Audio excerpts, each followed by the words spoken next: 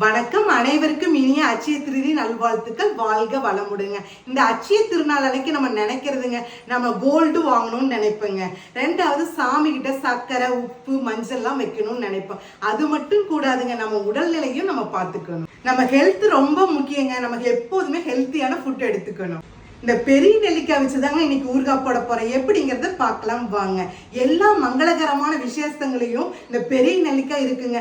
தேங்காய் பழ தட்டு வைப்போம், வெத்தலைப்பாக்கு வைப்போம், மஞ்சள் குங்குமம், அதோட லட்சுமி கடாசமான இந்த நெல்லிக்காயையும் வைப்பேங்க. விபி டேஸ்ல இருந்து மல்டி குக்கர் வாங்கியிருக்கிறேங்க. விபி டேஸ் வீடியோ நிறைய நான் பார்ப்பேங்க. எனக்கு வந்து மல்டி குக்கர் நல்லா யூஸா இருக்குன்னு வாங்கியிருக்கிறேன். பையன் டயட்டுங்க, அவனுக்காக காய்கறி வேக வைக்கிறதுக்குங்க.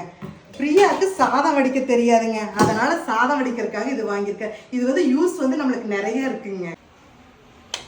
1 லிட்டர் தண்ணி ஊற்றிக்கலாம். ஸ்டீமர்ல தான் நெல்லிக்காய் வைக்க போறேன்.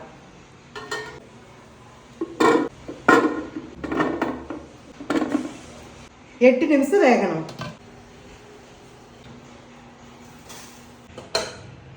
5 ஸ்பூன் நல்லெண்ணெய், கடுகு, வெந்தயம், அரைச்சத்தூள், வேக வச்ச நெல்லிக்காய் போட்டுக்கலாம். 1 சிட்டிகை மஞ்சள்தூள், 1 ஸ்பூன் பெருங்காயத்தூள், 2 ஸ்பூன் வரமிளகாத்தூள், அளவான நைஸ் உப்பு.